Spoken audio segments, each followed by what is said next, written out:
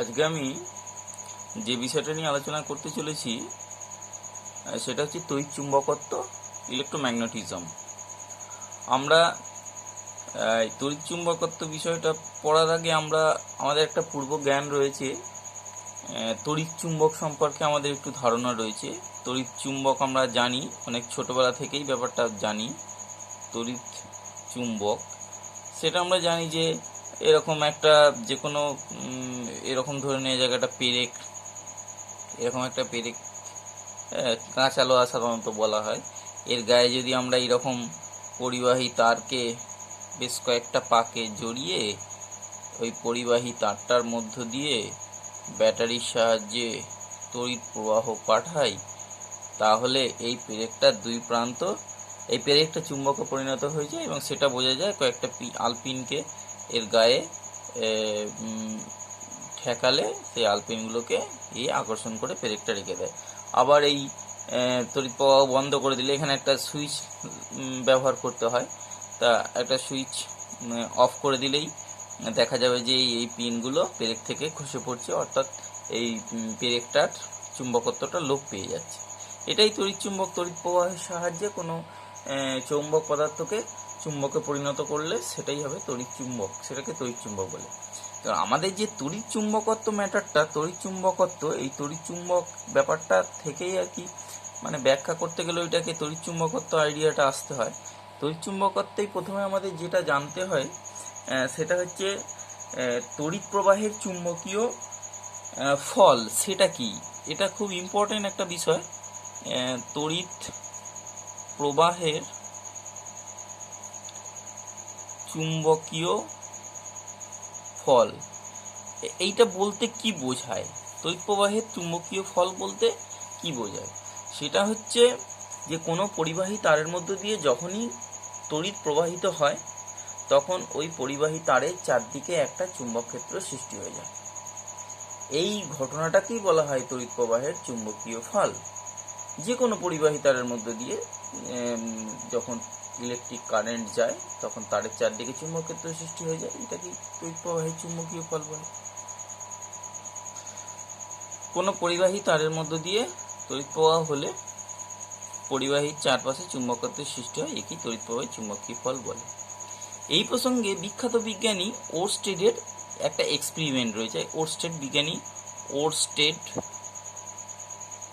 ওরস্টেডের একটা পরীক্ষা আছে, ওরস্টেডের এক্সপেরিমেন্ট বলা হয়। সেই ওরস্টেডের পরীক্ষাটা সম্পর্কে আমাদের জানতে হবে। এই ওরস্টেডের পরীক্ষাটা কি, যদিও এটা প্র্যাকটিক্যালি করে দেখানোটা সবচেয়ে তোমাদের বোঝার পক্ষে সুবিধাজনক, কিন্তু এই মুহূর্তে তো সেই সম্ভাবনাটা নেই। সেই জন্য যেটা যতটা পারা যায় থিওরিটিক্যালি বিষয়টাকে যতটা পারা যায় আমি এখানে বোঝানোর চেষ্টা করছি যে কি পরীক্ষাটা ছিল, ওরস্টেডের পরীক্ষাটা কি। উনি পরীক্ষাটা কি করেছিলেন, একটা চুম্বক শলাকা নিয়েছিলেন। চুম্বক শলাকাকে এরকম একটা চুম্বক শলাকা ধরে নেওয়া যায়, এটা একটা চুম্বক শলাকা।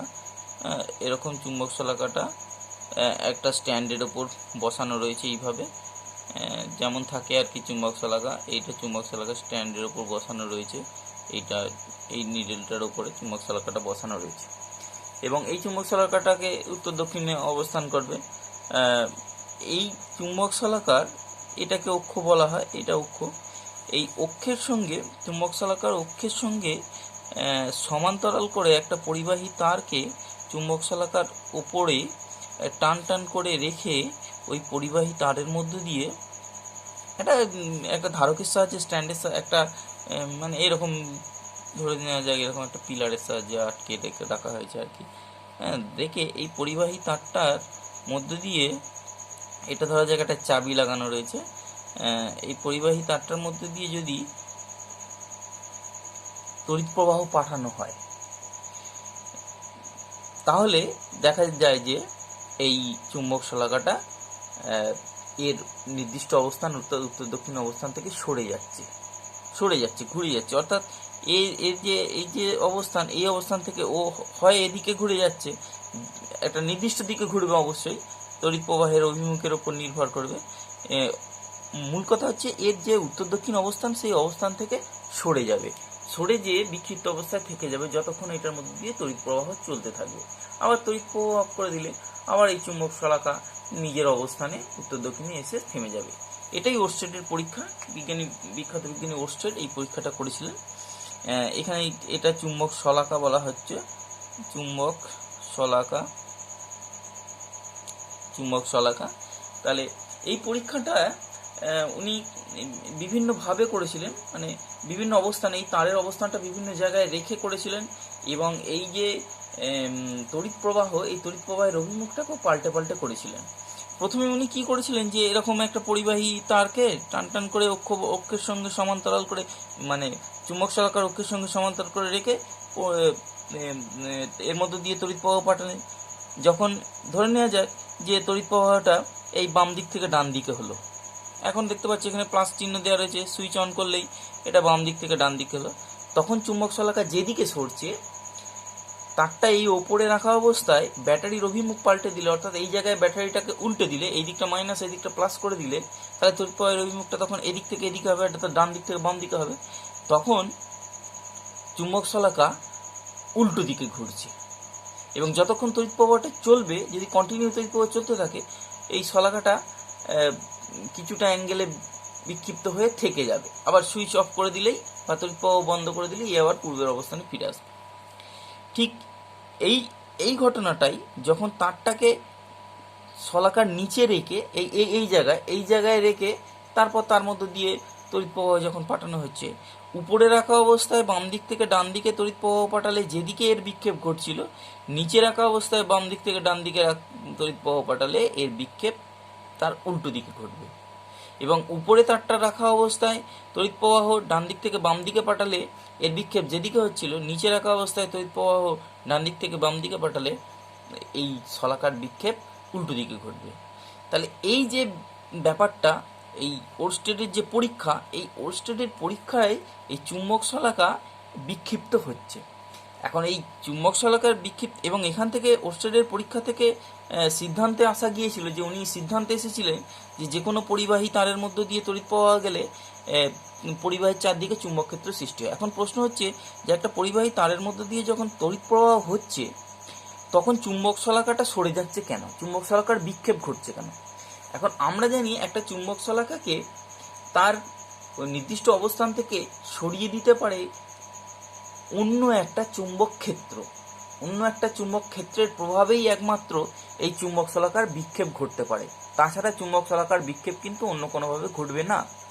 সেই জন্য এখান থেকে সিদ্ধান্তে এসেছিলেন যে যখন পরিবাহী তারের মধ্য দিয়ে তড়িৎ প্রবাহ হচ্ছে তখন নিশ্চয়ই ওই পরিবাহী তারের চারদিকে একটা চুম্বক ক্ষেত্রের সৃষ্টি হচ্ছে, যে চুম্বক ক্ষেত্রের প্রভাবে পড়ে এই চুম্বক শলাকা তার নির্দিষ্ট অবস্থান অর্থাৎ উত্তর দক্ষিণ অবস্থান থেকে বিক্ষিপ্ত হয়ে নতুন অবস্থানে যে রয়ে যাচ্ছে। এইটা এই সিদ্ধান্তে এলো। কি এলেন যে পরিবাহী তারের মধ্য দিয়ে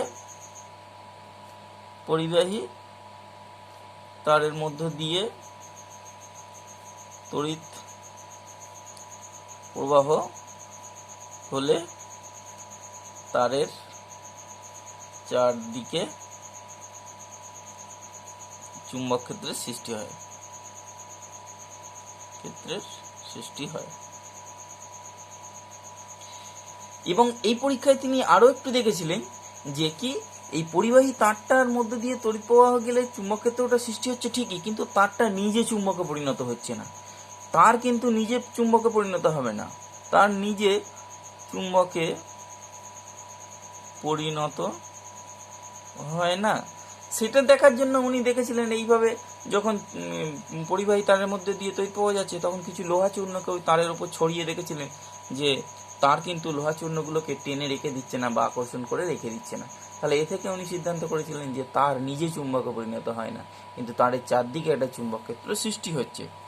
এখন এই সম্পর্কে এই যে ওরস্টেডের পরীক্ষাটা হয়েছিল, এই ওরস্টেডের পরীক্ষাটার বিষয়ে এই যে চুম্বক শলাকার বিক্ষেপ, এই চুম্বক শলাকার বিক্ষেপ কোন দিকে হবে, একটা পার্টিকুলার অভিমুখে তড়িৎ প্রবাহের জন্য চুম্বক শলাকার বিক্ষেপ কিন্তু পার্টিকুলার দিকেই সবসময় হবে। তা সেই চুম্বক শলাকার বিক্ষেপ কোন দিকে হবে সেই সম্পর্কে একটা নিয়ম বলেছিলেন অ্যাম্পিয়ার। তার বিখ্যাত অ্যাম্পিয়ারের সন্তরণ নিয়ম অনুযায়ী। সেই অ্যাম্পিয়ারের সন্তরণ নিয়মটা কি সেটা আমি একটু বোঝানোর চেষ্টা করছি। তাহলে চুম্বক শলাকার বিক্ষেপ কোন দিকে ঘটবে সেই সম্পর্কে অ্যাম্পিয়ারের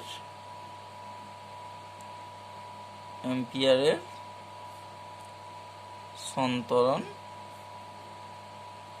নিয়ম,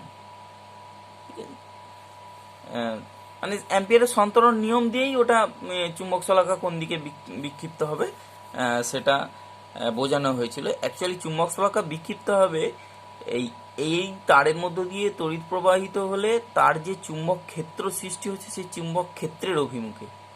চুম্বক ক্ষেত্র তার একটা নির্দিষ্ট অভিমুখ রয়েছে এবং সেই অভিমুখটা সবসময় নর্থ পোল টু সাউথ পোলের দিকে হয়। মানে ব্যাখ্যা অনুযায়ী বলা হয় চুম্বক ক্ষেত্র একটা বোঝানো হয় বলরেখার সাহায্যে।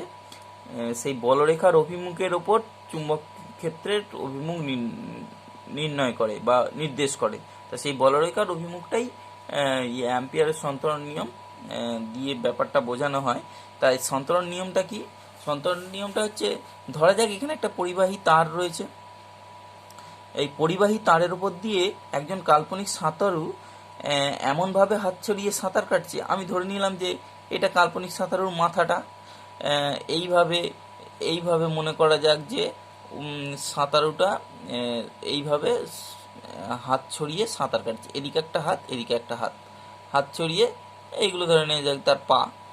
এইভাবে কাল্পনিক সাঁতারুটা হাত ছড়িয়ে সাঁতার কাটছে এবং এই অবস্থায় লোকটার মুখ এই চুম্বক শলাকার দিকে রয়েছে। এটা চুম্বক শলাকা, ও চুম্বক শলাকার দিকে, এই কাল্পনিক সাঁতারু চুম্বক শলাকার দিকে মুখ রেখে পরিবাহী তারের উপর দিয়ে প্রবাহের অভিমুখে সাঁতার কাটছে। এইগুলো কিন্তু মেন পয়েন্ট।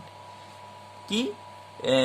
পরিবাহী তারের উপর দিয়ে শলাকার দিকে মুখ রেখে এবং প্রবাহের অভিমুখে হাত ছড়িয়ে সাঁতার কাটছে। যদি কল্পনা করা হয় তাহলে এই অবস্থায় লোকটির বাম হাত যেদিকে বিক্ষিপ্ত হবে শলাকার উত্তর মেরু সেই দিকে সরে যাবে। ঠিক আছে? এই নর্থ পোলটা সেই দিকে সরে যাবে। এই যে আমি তীর চিহ্নটা দেখাচ্ছি নর্থ পোল ওই দিকে, অর্থাৎ বাম হাতের দিকে নর্থ পোল সরে যাবে। ন্যাচারালি ডান হাতের দিকে সাউথ পোল, কিন্তু আমাদের উত্তর মেরু বললেই যথেষ্ট হবে। অর্থাৎ কি, যে ধরি একজন কাল্পনিক সাঁতারু পরিবাহী তারের উপর দিয়ে তড়িৎ প্রবাহের অভিমুখে চুম্বক শলাকার দিকে মুখ রেখে এমনভাবে সাঁতার কাটছে, হাত ছড়িয়ে সাঁতার কাটলে লোকটির বাম হাত যেদিকে বিক্ষিপ্ত হবে, অর্থাৎ এইভাবে সাঁতার কাটছে, এই যে সরে যাওয়া ব্যাপারটা, এই যে হাতটা সরে যাচ্ছে, এইভাবে এই বাম হাত যেদিকে সরবে, এটা আমার ডান হাত, এটা বাম হাত, তাহলে বাম হাত যেদিকে সরবে শলাকার উত্তর মেরু সেই দিকে সরে যাবে। ঠিক আছে? এটা সবসময় মনে রাখতে হবে এই অ্যাম্পিয়ারের সন্তরণ নিয়মটা। এটা খুব ইম্পর্টেন্ট একটা পরীক্ষার জন্য। সন্তরণ নিয়ম পরীক্ষায় সন্তরণ নিয়মটি লিখো বলেই পড়ে, সেই জন্য আমাদেরকে এই ম্যাটারটা পুরোটা বিষয়টা বলতে হবে এবং প্রত্যেকটা পয়েন্ট বলতে হবে। যে পয়েন্টগুলো বলা হলো সেগুলো সবই বলতে হবে। সেটা আমি একটু লিখে নিচ্ছি। যদি কোনো কাল্পনিক সাঁতারু তড়িৎ পরিবাহী তার বরাবর তড়িৎ প্রবাহের অভিমুখে হাত ছড়িয়ে এমনভাবে সাঁতার কাটে যে তার মুখ চুম্বক শলাকার দিকে থাকে, তাহলে লোকটির বাম হাত যেদিকে বিক্ষিপ্ত হবে চুম্বক শলাকার উত্তর মেরু সেই দিকে বিক্ষিপ্ত হবে।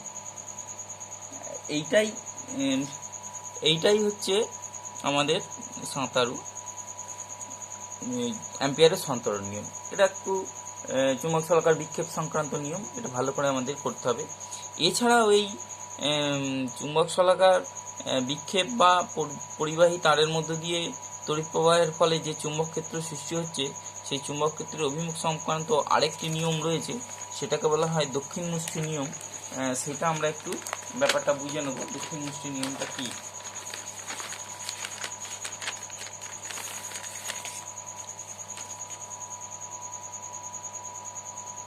দক্ষিণ মুষ্টি নিয়ম,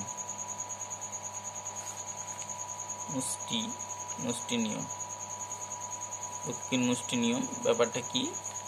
সেটা হচ্ছে ধরা যাক একটা পরিবাহী তার, এই পরিবাহী তারের মধ্য দিয়ে তড়িৎ প্রবাহ হচ্ছে এবং তড়িৎ প্রবাহের ডিরেকশন বরাবর আমরা ধরে নিলাম যে তড়িৎ প্রবাহটা এই পরিবাহী তারের নিচে থেকে উপরের দিকে হচ্ছে। এই যে তড়িৎ প্রবাহের অভিমুখ আমরা তীর চিহ্ন দেখিয়েছি। এখন এই ডান হাতটাকে এমনভাবে আমরা এই তারটাকে, পরিবাহী তারটাকে এমনভাবে ডান হাত দিয়ে জড়িয়ে ধরবো যাতে বুড়ো আঙুলটা যেন প্রবাহের অভিমুখ বরাবর থাকে। তাহলে এবার এই ব্যাপারটা এইখানে আমি দেখানোর চেষ্টা করছি। মনে করো এইটা একটা পরিবাহী তার, এই পেনটাকে একটা পরিবাহী তার ধরো, এবং পেনের এই যে দিকটা দিয়ে আমি লিখছি এই দিকটা মনে করো প্রবাহের অভিমুখ বোঝাতে চাইছি। তাহলে এই অবস্থায় আমি এটাকে এইরমভাবে ধরছি, এরমভাবে জড়িয়ে ধরছি তারটাকে। তাহলে দেখো এই অবস্থায় বুড়ো আঙুল আমার তড়িৎ প্রবাহের অভিমুখ নির্দেশ করছে, বা তড়িৎ প্রবাহের অভিমুখে বুড়ো আঙুলটা রয়েছে। এই যে এইটা উল্টো দিক, তাহলে তড়িৎ প্রবাহ এদিক থেকে এদিকে হচ্ছে, আমার বুড়ো আঙুল এদিক থেকে এদিকে রয়েছে। তাহলে এই অবস্থায় আমার বাকি আঙুলগুলো যে ডিরেকশনটা বা বাকি আঙুলের অগ্রভাগগুলো যেভাবে জড়িয়ে ধরেছে বা যে ডিরেকশনটা ফলো করছে সেটাই হবে এই তারের মধ্য দিয়ে তড়িৎ প্রবাহের ফলে উৎপন্ন চুম্বক ক্ষেত্রের অভিমুখ, অর্থাৎ বলরেখার অভিমুখ নির্দেশ করবে। চুম্বক ক্ষেত্র সবসময় কিন্তু বলরেখা দিয়েই নির্দেশ করা হয়। তাহলে বলরেখার অভিমুখ হবে এইরকম। অর্থাৎ আমি এইরকম যদি দেখাতে চাই তাহলে এই পরিবাহী তারে যে চুম্বক ক্ষেত্রের অভিমুখটা হচ্ছে সেটা হচ্ছে এই রকম, অর্থাৎ আমার আঙুলের অগ্রভাগের দিকে, অর্থাৎ এই রকম ভাবে চুম্বক ক্ষেত্রের তথা বলরেখার অভিমুখটা নির্দেশ করবে। এটাই দক্ষিণ মুষ্টি নিয়ম। ঠিক আছে, সেটা একটু লিখে নেওয়া যাক। তাহলে এইখানে এইভাবে দেখালে আর কি, তাহলে এইরকম হবে। এটাকে যদি আমি এরকম ধরি তাহলে এই রকম ব্যাপারটা হচ্ছে এই রকম দেখাবে। তাহলে আমার এটা এরকম দেখাচ্ছে, এরকম ব্যাপারটা বোঝানো হয়েছে। এটা আমাদের একটু লিখে নিতে হবে। একটি পরিবাহী তারকে ডান হাত দিয়ে যদি এমনভাবে মুষ্টিবদ্ধ করা হয় যাতে বুড়ো আঙুল তড়িৎ প্রবাহের অভিমুখ নির্দেশ করে, তবে অন্য আঙুলগুলির অগ্রভাগ উৎপন্ন চৌম্বক ক্ষেত্রের বলরেখার অর্থাৎ চৌম্বক ক্ষেত্রের অভিমুখ নির্দেশ করবে। এই যে ব্যাপারটা বোঝানো সেটাই আমি এখানে লিখে দিলাম আর কি। তাহলে এইটা গেল দক্ষিণ মুষ্টি নিয়ম। এখন আমাদের একটা পরীক্ষা, যদি এগুলো পরীক্ষা প্র্যাকটিক্যালি করলে বুঝতে অনেক সুবিধে হতো, তবু ব্যাপারটা এখানে চিত্রের সাহায্যে বোঝানোর চেষ্টা করছি। যে একটা রিজু পরিবাহী তার, রিজু মানে সোজা আর কি, রিজু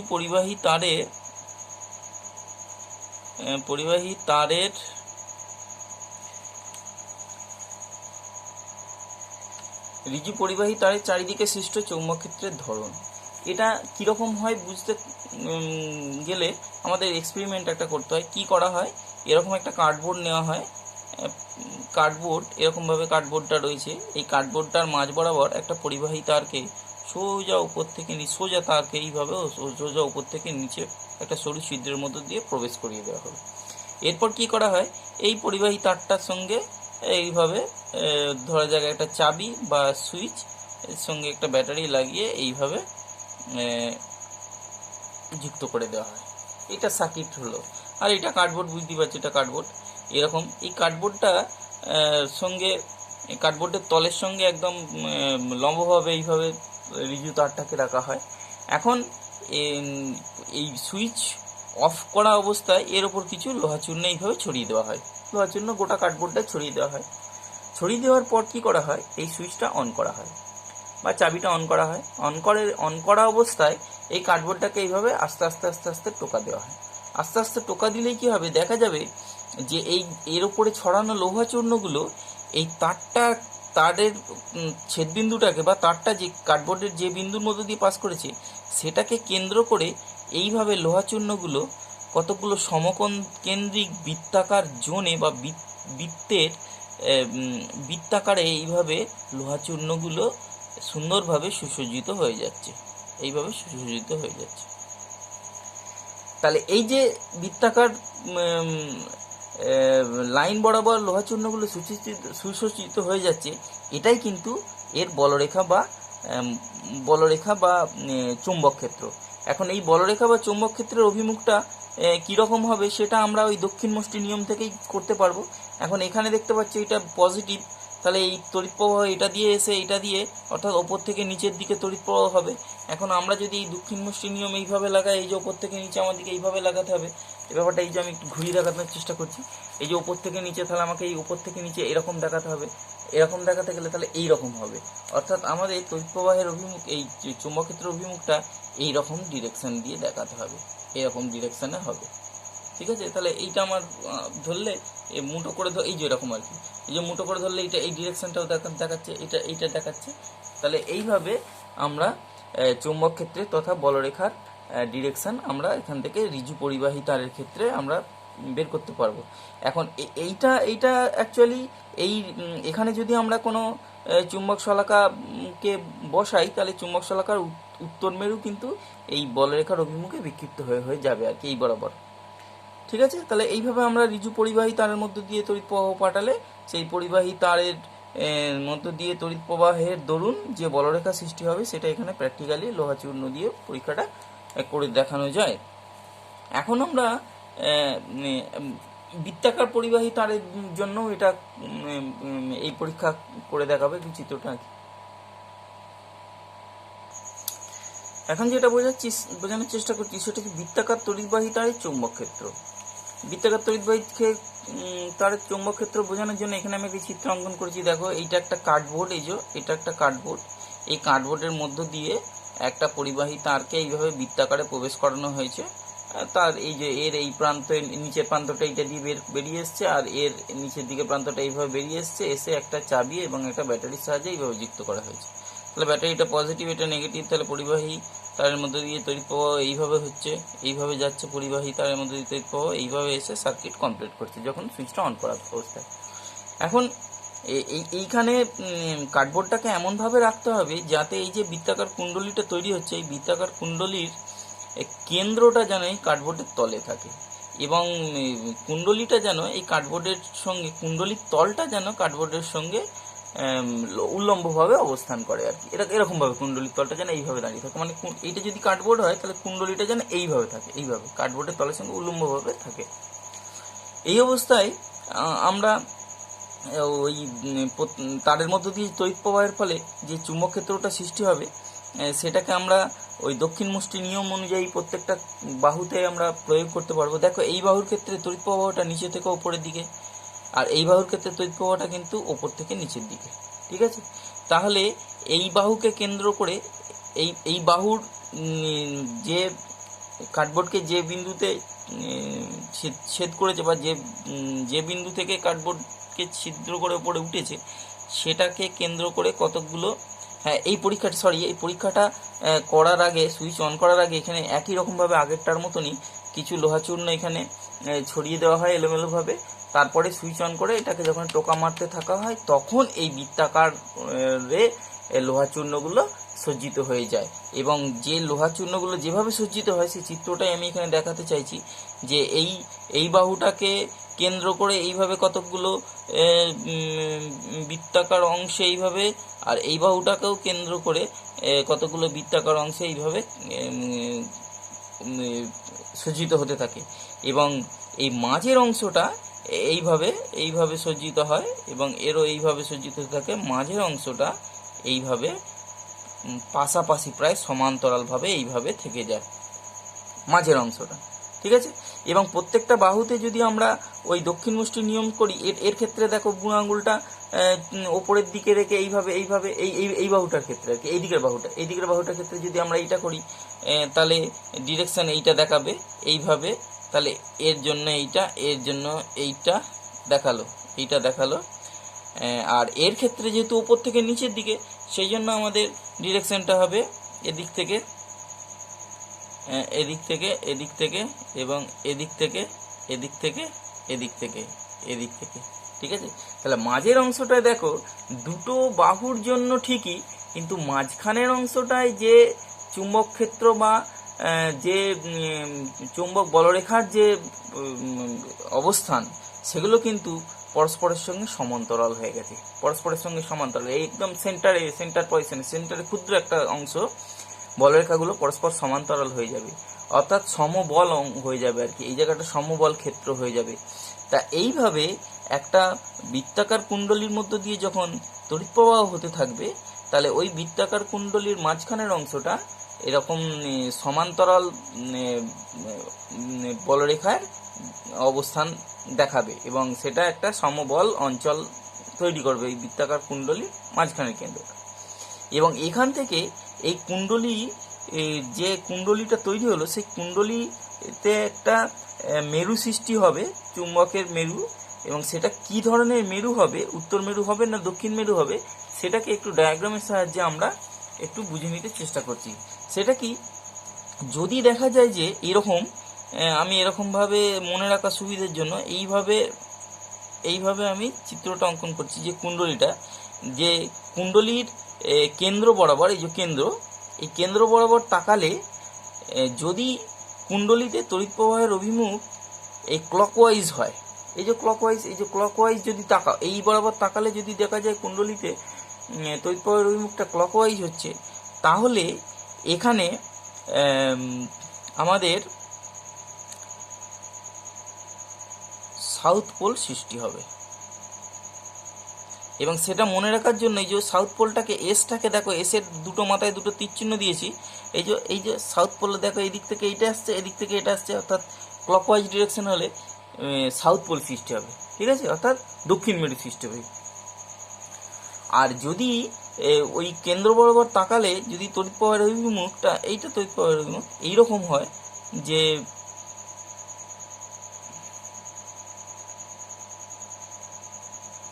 তড়িৎ প্রবাহ ঘড়ির কাঁটার বিপরীত দিকে, অর্থাৎ অ্যান্টি ক্লকওয়াইজ ডিরেকশনে হচ্ছে, অর্থাৎ এদিক থেকে যে এদিকে, তাহলে এখানে নর্থ পোল সৃষ্টি হবে। এবং সেটা মনে রাখার সুবিধার জন্য এই নর্থের এইগুলো এখানে বাঁকিয়ে দিলাম, এটা এইখানে বাঁকিয়ে দিলাম, তীর চিহ্নটা দেখো বাঁকিয়ে দিয়েছি। তাহলে এইখান থেকে তোমরা বুঝতে পারছো যে বৃত্তাকার কুণ্ডলীতে তড়িৎ প্রবাহ হলে কোন অভিমুখের জন্য, তড়িৎ প্রবাহের কোন অভিমুখের জন্য কোন প্রান্তে কি ধরনের মেরু সৃষ্টি হবে, অর্থাৎ সাউথ পোল না নর্থ পোল সৃষ্টি হবে, সেটা আমরা এইভাবে বুঝে নিতে পারবো। দেখো, এখন আমরা যে বিষয়টা একটু আলোচনা করে দিচ্ছি, এই যে বৃত্তাকার কুণ্ডলীর মধ্য দিয়ে তড়িৎ প্রবাহের দরুন সৃষ্ট চৌম্বক ক্ষেত্র একটি দণ্ড চুম্বকের ন্যায় আচরণ করে। ব্যাপারটা কি, ব্যাপারটা একটু বুঝিয়ে দেওয়ার চেষ্টা করছি। মনে করো একটা দীর্ঘ পরিবাহী তারকে একটা অন্তরিত চোঙের গায়ে, এরকম একটা অন্তরিত চোঙ, তার গায়ে এই চোঙের অক্ষের সঙ্গে আক্ষিকভাবে এইভাবে যদি এইভাবে জড়িয়ে দেওয়া যায়, পরিবাহী তারটাকে যদি এই অন্তরিত চোঙের গায়ে জড়িয়ে দেওয়া যায়, দিয়ে তার দুটো টার্মিনাল এই বেরিয়ে থাকে, তাহলে এটা খানিকটা স্প্রিংয়ের মতো দেখতে লাগবে অর্থাৎ। এবং এটাকে এই চোঙ থেকে বের করে নিলে এইরকম হবে, এইরকম কতকগুলো পাকে একটা কুণ্ডলী তৈরি হবে। এই যে যার দেখো, এ একটা প্রান্ত এবং এ একটা প্রান্ত বেরিয়ে আসছে, এবং এই দুটো প্রান্ত যদি একটা চাবি এবং একটা ব্যাটারির সাহায্যে এইভাবে যুক্ত করা হয়, তাহলে এই যে কুণ্ডলীটা তৈরি হলো, একে সলিনয়েড বলা হয়। সলিনয়েড এটা একটা নাম আছে আর কি, সলিনয়েড বলা হবে, ঠিক আছে। এখন এই কুণ্ডলীর মধ্য দিয়ে যখন তড়িৎ প্রবাহ যাবে, তখন এই কুণ্ডলী তড়িৎ প্রবাহ সৃষ্টি হলে যে ঘটনাটা ঘটবে সেটা আমি একটু দেখানোর চেষ্টা করছি। যে এখানে এই যে পরিবাহী তারের মধ্য দিয়ে কারেন্ট যাচ্ছে, মনে করে সুইচটা অন করা রয়েছে, তাহলে এই প্লাস থেকে তড়িৎ প্রবাহ যাচ্ছে, যে এই তড়িৎ প্রবাহ যাবে এইভাবে যাবে, এই যাবে তড়িৎ প্রবাহ যাচ্ছে, এইভাবে তড়িৎ প্রবাহটা যাচ্ছে, দিয়ে এইভাবে সার্কিট কমপ্লিট করবে। এখন এই পরিবাহী তারের মধ্য দিয়ে যখন তড়িৎ প্রবাহ যাচ্ছে, এর প্রত্যেকটা লুপ বা প্রত্যেকটা যে বৃত্তাকার অংশ, আগে যে বৃত্তাকার অংশ সম্পর্কে আইডিয়া দিয়েছি, এরকম প্রত্যেকটা বৃত্তাকার অংশ হয়ে যাচ্ছে। তাহলে এই প্রত্যেকটা বৃত্তাকার অংশ হওয়ার ফলে এই প্রত্যেকটা লুপে তুমি এখন যদি এর কেন্দ্র বরাবর, এই দিকে যদি কেন্দ্র বরাবর তাকানো হয়, তাহলে এইখানে তড়িৎ প্রবাহের অভিমুখ দেখো ক্লকওয়াইজ ডিরেকশন, তাহলে এই দিকটায় সাউথ পোল সৃষ্টি হচ্ছে, এখানটায় সাউথ পোল সৃষ্টি হচ্ছে, এবং এইভাবে পাশাপাশি দুটো অভিমুখ নর্থ পোল সাউথ পোল সৃষ্টি হয়, ব্যালেন্স হয়ে যাচ্ছে, এবং শেষ প্রান্তে এইভাবে নর্থ পোল সৃষ্টি হচ্ছে। এর ফলে কি হবে, এই যে কুণ্ডলীটা সৃষ্টি হয়েছে, এই কুণ্ডলীর দুটো প্রান্তে, এদিকটা সাউথ পোল, এই কুণ্ডলীর দুটো প্রান্তে এইরকম মানে অ্যাকচুয়ালি প্রত্যেকটার জন্য বলরেখাগুলো এইরকম আর কি। এইভাবে আমি হালকা করে দেখানোর চেষ্টা করছি। এইভাবে বলরেখাগুলো এই একটা দুটোই দেখাচ্ছি, অসংখ্য হবে। এইভাবে বলরেখাগুলো সৃষ্টি হবে এবং এই কুণ্ডলীটা যেন একটা দণ্ড চুম্বকের মতো বিহেভ করবে। অর্থাৎ কি, দণ্ড চুম্বকের একটা সাউথ পোল একটা নর্থ পোল থাকে, তাহলে নর্থ পোল থেকে সাউথ পোলের দিকে তড়িৎ প্রবাহের এই চুম্বক ক্ষেত্রের অভিমুখ নির্দেশ করে। তাহলে এই ক্ষেত্রেও এইভাবে সোজা আমি যদি লাইনটা টানি, তাহলে এইভাবে চুম্বক ক্ষেত্রের দিক বোঝাবে। অর্থাৎ কি, সোজা করে বুঝতে গেলে যে দণ্ড চুম্বক যেরকম ব্যবহার করে, অর্থাৎ দণ্ড চুম্বকের দুই প্রান্তে যেমন দুটো মেরুর অবস্থান থাকে, ঠিক একই রকমভাবে এরকম একটা বৃত্তাকার সলিনয়েডের মধ্য দিয়ে বা এই বৃত্তাকার কুণ্ডলীর মধ্য দিয়ে যখন তড়িৎ প্রবাহ হবে, তখন কুণ্ডলীটা একটা দণ্ড চুম্বকের মতো ব্যবহার করবে, বা কুণ্ডলীটাকে একটা দণ্ড চুম্বক হিসাবে ব্যবহার করা যাবে পরিবাহী এই কুণ্ডলীর মধ্য দিয়ে যতক্ষণ তড়িৎ প্রবাহ চলবে। তাহলে সেটাই আমরা এখানে ব্যাপারটা বোঝানোর চেষ্টা করা হয়েছে। এবং সেটা ওই পূর্বের যে বৃত্তাকার লুপ যে আইডিয়াটা, যে তাকালে যেভাবে পোলটা সৃষ্টি হচ্ছে, এইভাবে এখানে পোল সৃষ্টি হবে এবং এটা একটা দণ্ড চুম্বকের মতো ব্যবহার করবে। ঠিক আছে, আজকে এই পর্যন্ত।